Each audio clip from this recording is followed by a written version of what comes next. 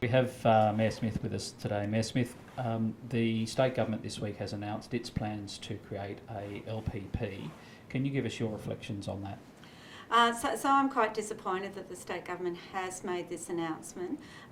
It seems to be as a result of the CALDIS review that was done last year, and the CALDIS recommendation was for the Minister to consider a joint planning panel in both Newcastle and the Central Coast. We've got a resolution from Council that says we're opposed to that for the Central Coast. So it is disappointing that the Minister has chosen to proceed this way. And my understanding is that there has been no announcement for Newcastle. So there's certainly a question mark on why this is being imposed on the Central Coast. There's some suggestion that it's a response to delays or longer time frames around assessment periods and things like that. Is that a reasonable a reason for it? So in my view, no. Council is meeting all the targets that have been set by the state government in terms of development, assessment and application. So I don't see that that is a basis for this decision. We don't have a bottleneck. And really, the time it takes to assess a DEA is the time it needs to take. You know, we need to follow legislation, we need to consider the submissions and the information that's provided, and we need to do that properly. That's what the community expects, and we are meeting the targets that have been set, so I don't believe that is a basis for this. What are the key risks that you see associated with these projects being shifted to this panel? So the biggest risk is that it's taken away from our council, and therefore it's taken away from our community. So our community is involved with council in developing our planning controls and our strategic plans. Our community has the opportunity to see decision making in action. Our councillors are elected to represent the interests of residents, ratepayers and the community. And really that is the most appropriate process in my view. Our council is the closest level of government to our community and is best placed to represent their interests in the planning process. Proponents of the panel say that the panel will still need to give consideration to the community, and that community will still have all the same avenues for objection to projects. Is that consistent with your understanding? So certainly the process involves submissions from the community. I think where one of the concerns is that the panel may or may not have local representation, and they certainly may or may not have that knowledge of the Central Coast in order to represent the public interest. And the public interest is a consideration under the Act. So again, I think councillors are best placed to reflect that. Certainly there need to be checks and balances in our planning system. We know that different councils have had problems, but similarly state government has had problems, and similarly not all the decisions of these independent panels are considered to be the right decisions for communities from the community's point of view. And is there any, I mean, some people have talked about a lot of developers losing a little bit of confidence in the approval process here, and taking things to the Land Environment Court, which is subsequently approved there. Is that, do you think that's a factor in the decision? Well, I don't know what the motivation for the state government has been. In terms of those concerns though, I think the culture of the Central Coast Council is different to the culture of the previous councils, and I think that's a good thing. I think that there is more consideration to the local planning instruments. There's less appetite for significant variations to planning controls, and I think that's what the community expects. They are involved in setting these planning controls. They expect decision-making bodies to impose or implement those planning controls. So the fact that there has been some significant variations previously, I think this council is trying to meet community expectations about what they see as the future of the Central Coast, as is written in our strategic planning documents.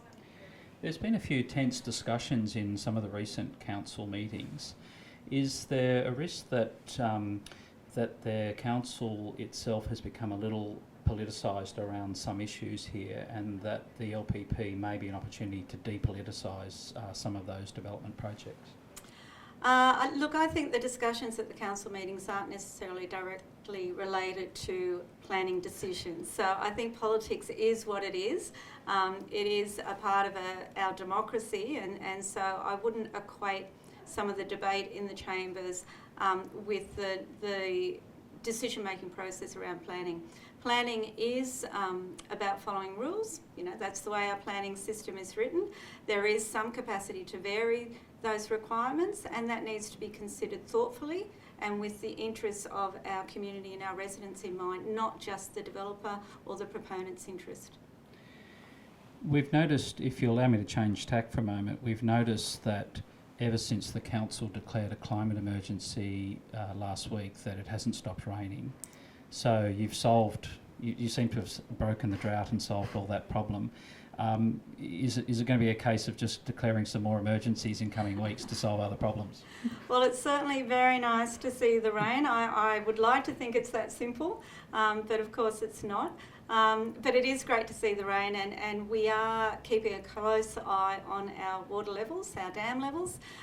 It may not stave off going into some restrictions at some point in the future, but hopefully it will delay that while we continue to look at how we ensure there's water security on the Central Coast. Why did the council feel it was necessary to declare an emergency? Look, I think that reflects a growing trend right around New South Wales, Australia and the world, in fact, where there is a real concern that there's a lack of leadership on climate change at the federal and the state level. Councils all around Australia are needing to step up and show that leadership.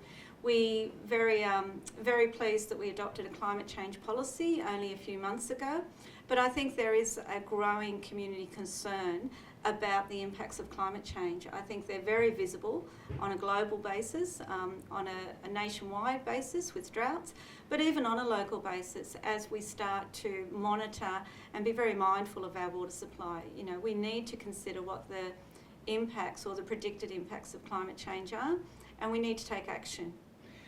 Is it likely that we'll see the council itself starting to measure and potentially try to reduce its own carbon footprint going forward?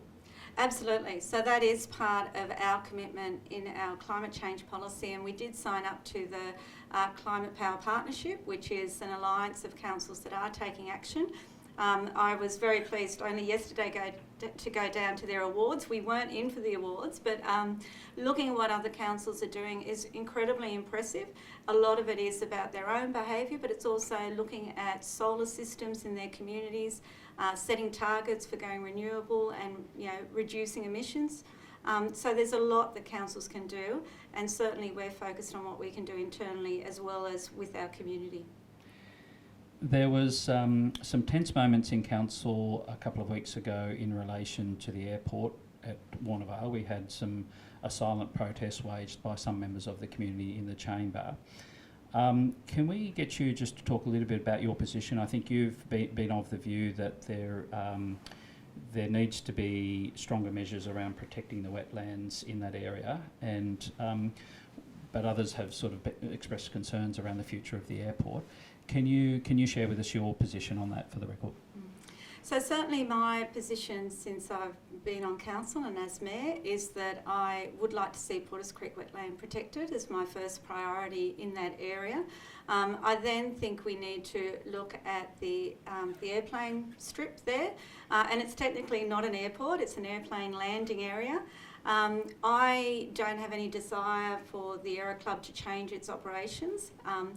But I do think we need to look at the long-term future of the site. It is a site that's owned by council for economic development.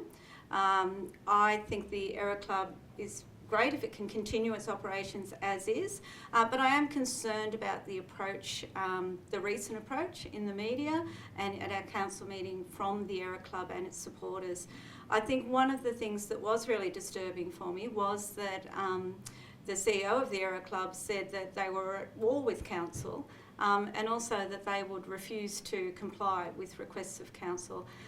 So a key part of what council needs to do is manage risk, and so I'm really looking at having ongoing discussions with the Aero Club to really identify what their approach is, because I think you know, in those statements there is an element of risk for council, so I want to work with them to try and resolve some of the issues and see if we can progress that. If I can ask you, I think one of the big challenges for you in public office must be trying to balance when we get this conflict within groups within the community, very strong views around a particular issue like that. So there are groups with very strong concerns about conserving what is one of Australia's most beautiful environments, and others, in this case, very strongly in favour of development and looking for the airport as a source of future growth and employment. How does the council, and how do you as mayor, how do you try to balance those conflicting interests? So look, I'm certainly mindful of all the views of all of our stakeholders, and certainly I see that as my role to listen to and try and understand their views. Ultimately, my decision is about the broader benefit for the Central Coast. So my role is to really make decisions in the interests, the strategic interests of all residents, ratepayers and the community. In terms of that balance, I think we've gone past the concept of that balance, and it's about how we integrate environmental, social and economic considerations. That, in effect, is what we're required to do under the Act. Sustainable development is part of the legislation that governs councils. So I really want to move us to that point where we look at how we can protect the things that are important to our community, including environmental and social considerations whilst creating jobs, and that's something we're focused on as well. We're working on an economic development strategy. We're expecting that to be available within a month or so for the community to see, and we really are focused on the fact that we do have high unemployment and particularly high youth unemployment. So we need to be forward-looking in terms of how we address that. Some of the councillors, Greg Best being one of them, has suggested that the balance has shifted a little bit and it's too strongly environmentally focused. There's been seemingly some tense moments in the council with Councillor Best and yourself. How would you describe the relationship with him and with other councillors at the moment? Look, I respect all my colleagues. They've been elected by residents, and so they reflect a point of view that we need to consider. So certainly I think the diversity of our councillors is a good thing for council and for our democracy. I think the argument about the balance has shifted, I think, is a little bit spurious. Maybe it's just reset from where it was, and that's probably a good thing. And can I ask you, there's been some issues, I think in the newswires today, there's references to the Performing Arts Centre and issues around that. Do you have any thoughts on that you'd like to make? Look, only that we're continuing to work on that broader concept.